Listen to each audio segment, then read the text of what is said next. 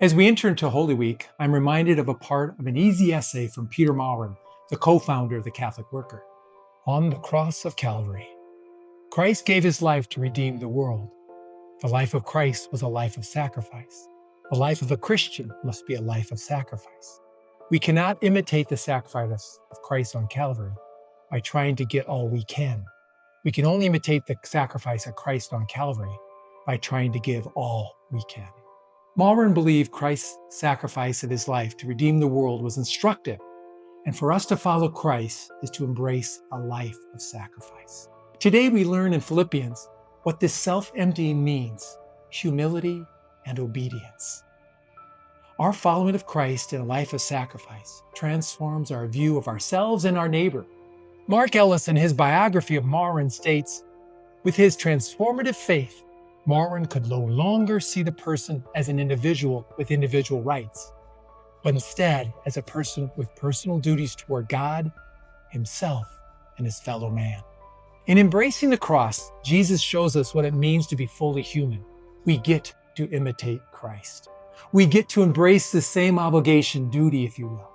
This obligation is an obligation of love. I'm reminded of this every day as I have taken up the practice the Sisters of Providence do every morning as they put on their habits. As they do so, they pray that they will live the habits of humility, simplicity, and charity. If you will, they put on these habits as well. Now I pray to live these same habits each day. It has become part of my morning offering. Parents with small children understand the sacrifices they must make each day to care for their baby or toddler. There might be a sigh now and again thinking back to a time when they were kid-free, but they understand their duty. It is no different for us in our life in Christ.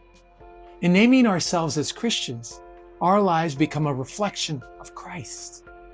This naming makes a demand of us. Today, we sing our hosannas, welcoming the Lord as he travels the road to Jerusalem, and shout, "Crucify him," as we enter into his passion and death.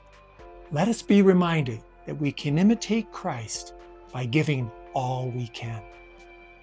Take some time in these days before the sacred Triduum to reread Matthew's account of Jesus' passion and death.